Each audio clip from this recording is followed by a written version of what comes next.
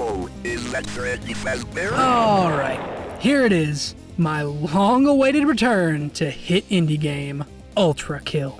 It's like Doom, but with robots and religion, cleansing the layers of hell one unnecessary trickshot at a time. It stands right alongside Hollow Knight as a goated franchise that you all swear I scaled wrong in the Indie Cross video. So with that in mind, what better rematch could there be than dropping Mr. V1 into the closest thing gamers ever got to hell? In all seriousness, FNaF World was a game so hated on release that it got yoinked off of Steam mere months post-launch. But, knowing my track record, I obviously vibed with it. And because of its weird place as the most inaccessible, meta-riddled, fourth-wall-shattering Freddy's game, full of references to Limbo, parodies of its own parody, and reflections of Scott Cawthon's early-era Burnout, this game definitely earned its strange little cult following, especially among challenge runners. More importantly though, it's a total time capsule for OG FNaF. TUCKALMIGHTY over here is old enough to have actually played FNaF 1 on release, and got spiritually enlightened by that classic FNaF 2 London Bridge trailer. It was a simpler time. Phone Guy was Purple Guy, MatPat wasn't a furry, and we all desperately wanted to know what was in that stupid box. But 10 years later, theories are dead, wool is steel, and Hutcherson is Fazbear. We're living in a post-remnant, Fazgoo-infested, evil ChatGPT grandma wearing Freddy like a Halloween mask world. And frankly, I'm firmly in the queso Markiplier trenches of believing the series kinda lost the plot after those golden days. But despite it all, I still want to cover Freddy and the gang, knowing how great they can be. So here's my compromise. I powerscale the fever dream that is FNaF World, get my Robot v Robot deathmatch fix, and you get to go to the comments in abject horror for the events that are about to unfold here today. Sound cool? Cool. 'Cause I've rambled long enough. It's time to step into the fire. Now, for all the FNaF fans out there, the story of V1 Ultrakill is pretty straightforward. I've already used his intro for 2 jokes by now, so I won't give you the spiel again, but basically, humanity had this really big war, they built some robots to help in the fight. The robots were way too good at unaliving people though, so they end all wars forever. Until, on a totally unrelated note, humanity goes extinct, and the robots get lonely, so they start unaliving each other. But since Ultrakill bots run on blood for fuel, and other robos don't got any, the robots decide to go to hell instead. 'Cause, you know, that's where the blood lives. There you go, now you're an Ultrakill lore master. Would you look at that? Didn't even take you 17 novels or a security logbook either. But anyways, the biggest appeal of this game isn't exactly story, although it's definitely a bonus. Instead, this game's all about how much of an absolute baller our protagonist V1 really is. By mixing Doom Eternal combat with Titanfall-style movement, V1 is basically style itself manifest. And our plot just follows him around, gojoing his way through ungodly and sometimes too godly abominations like King Minos, Sisyphus Prime, or the apostate of hate himself, Gabriel. I'm going to Ultrakill you! Most enemies are chalked up to mightier-than-thou, exaggerated religious caricatures, which is fun, but what everyone who plays Ultrakill really wants to know is just how bad would V1 be if he started hunting blood in other universes. Back in the Indie Cross episode, I went over the simplest interpretation of V1's physical stats, scaling him off the corpse of King Minos. A dude so huge he towers over skyscrapers, yet V1 can just parry his full force punches like they're nothing. A feat that would require atomic bomb levels of force. It's sweet, straightforward, and to the point. Just boom! Drop the mic, call it a day. Fruit punch for everyone. That's how strong V1 is, right? Well, not exactly. While my speedrun attempt at measuring V1 doesn't use the wrong math or anything, it plainly can't account for the massive gap between King Minos' corpse and other stronger characters. Because the corpse of King Minos is literally this guy's hollowed out husk.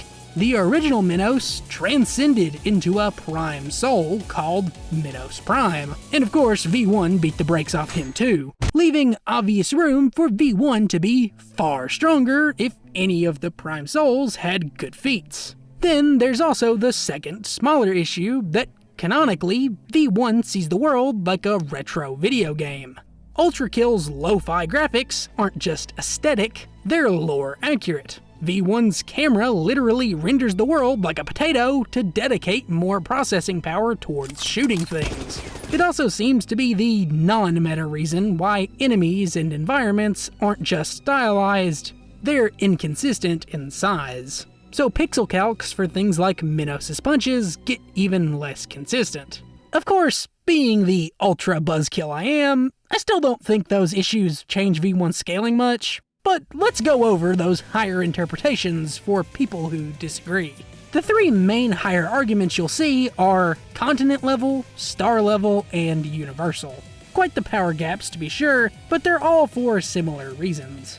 Continental scaling comes from the old version of this cityscape seen below King Minos in his boss fight. Before the Ultra Revamp update went through and improved the game's visuals, the Lustelair City was literally a 1-to-1 PNG of New York, overlaid on the map. After the update though, it was replaced with a more scale-accurate 3D city and is no longer in the game. But if you ignore the obvious canon intent and use the old PNG anyway, calcs for V1 pimp smacking around Minos' punches would have enough force to wreck all the continents on Earth at once. Fortunately for those who care about canon though, the star level scaling actually has a bit more basis around something that's actually, still in the game. These weird dark orbs in the Minos fight are specifically called black holes. All other uses of these orbs are even distinctly labeled the same way in the game's lore terminals. And while they don't really act or look like traditional black holes, it's fair to remember that V1 sees the universe in permanent PS1 mode. So, if you buy that these are actual black holes, even small ones like this would produce beyond star-level energy that V1 can just sort of tank. While this argument is fine, and has other mild supporting evidence, like Sisyphus Prime being described as radiant like the sun, or angels within standard mythology often being portrayed as literal stars, frankly, I think this cosmic scale V1 is currently pretty hyperbolic, without the feats to back it up. R.C. Hakita Patala, creator of Ultrakill, has even gone on record saying Hell and its many layers don't really abide by conventional laws of physics, which are needed to scale black holes to star level in the first place. But if I really wanted V1 to beat somebody, I'd say this is the safest highball for his current abilities. For a final meta though, this gets into game content that doesn't even exist yet. It's the trust me bro, Ultrakill omnipotent tomorrow agenda. And low-key, I kinda understand why people think this. V1 is consistently portrayed as the perfect killing machine. The game's creator has outright joked that V1 can obliterate anything, and Ultrakill, as a game, is a constant nod to those unstoppable FPS heroes of old. So tell me, in a universe where an all-powerful god is known to exist and mysteriously vanished to kick off the entire series plot, should we really expect that Ultrakill's most overpowered guy won't eventually square up with some sort of higher deity? Such a progression even nicely mirrors his Doom guy idol, who himself was once a normal marine before evolving into the god-bullying Doomslayer. And of course, if V1 does any of that, fighting a being who bare minimum created an infinite heaven, hell, and normal reality would obviously be a beyond universal tier feat. Do we know that'll happen though? No. So for now, V1 could just as easily be the strongest in the same way as someone like Gojo, without ever contradicting his city-level scaling. I mean, even us modern humans can barely muster city-level technology, so V1 being humanity's strongest weapon doesn't require him to be multiversal or anything. And honestly, there's just still way more hard evidence pointing towards this city-level range in general. Like V1 versus the Earth Movers. These giant walker-looking creatures, who V1 is arguably designed to be the natural predator of, yet even he can seemingly only defeat them by sneaking inside to destroy their internals. Could V1 theoretically punch out the giant super robot if he had to? I guess it's debatable, but I definitely wouldn't say his current feats imply it, with those city to mountain level creatures themselves having calcs slightly better than King Minos, giving V1 and the Prime Souls a comfortable range to fall. Regardless of where you think he scales now though, with Layer 8 right around the corner, I've intentionally held off on covering any non-meme actually requested V1 matchups for a long time, until we actually know more about what Hakita intends V1's final strength and capabilities to look like. So consider this an incomplete power level with massive potential to change. Still, having the makings of a potential universe buster, surely V1 can stack up to the likes of Freddy Fazbear, right? Well, fortunately, FNaF World, unlike its mainline counterpart, is a non-canon spin-off, so the series' infamous lore isn't gonna bog us down here. Plainly, the game exists somewhere between FNaF 4 and Sister Location, telling the story of a child in limbo. Likely either Cassidy, Charlie, the crying child, or maybe the vengeful spirit. Take your pick. Originally, it was clearly framed to be FNaF 4's CC, in a classic bite victim is Golden Freddy sort of way, but with retroactive modern lore chaos, pretty much any of the kids could be running the show here. Maybe it's Edwin, like everything else. Whoever it is though, they're controlling characters from everyone's favorite childhood media empire, Fazbear Entertainment, inside a cute little RPG that, in reality, is something of a post-mortem mindscape, with our protagonist spending multiple endings trying to reassemble themselves or tackle their own thoughts through old man consequences. For our purposes though, since this ghost spirit is being joined by V1 Ultrakill, all we really have to know is who's the biggest guy on the Faz yard, since if V1 could, say, beat up the final boss, he shouldn't have much trouble dealing with everyone else down the chain. And that logic checks out, except for one little thing. The final boss of FNaF World is also literally God. More specifically, it's the storyteller, Dude, Scott Cawthon himself, the guy who created Five Nights at Freddy's. We're introduced to him when he straight up tells you that none of this adventure matters, that you shouldn't feel proud for beating imaginary enemies in an imaginary game, because it's all pretend. Yet when you roll up as Freddy Fazbear after the walk to Scott's house, you can indeed defeat Scott Cawthon and destroy the game.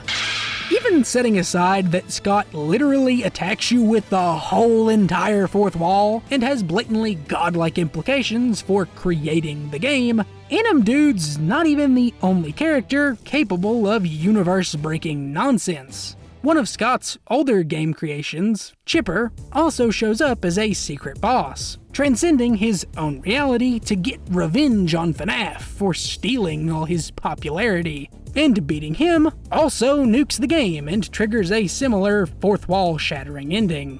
This pattern repeats with a parade of overpowered DLC characters until every one of these author insert type monstrosities has joined our party to face the real super secret final boss, Purplegeist, who himself gets instantly squashed by a completely different super secret final boss named Chica's Magic Rainbow, a joke character whose ultimate move casually obliterates an entire 8-man team of Scott Cawthons at once with the Kara Special. So, I mean this in the most disappointing, unironic way possible, V1 is probably a coffee machine victim. FNaF World literally has an ending where the universe just explodes if you put two Fredbears on screen. I don't know what else anyone expected from a meme game about an indie dev suffering from success. It's the Bonnie does not abide by the laws of space, time, or physics meme, except for real this time. Maybe things will be interesting again if V1 ultimately finds a way to beat his god, but until then, V1 better keep his shiny metal caboose in hell before he ends up the man in front of the slaughter. And that's all for today. Thanks, everyone.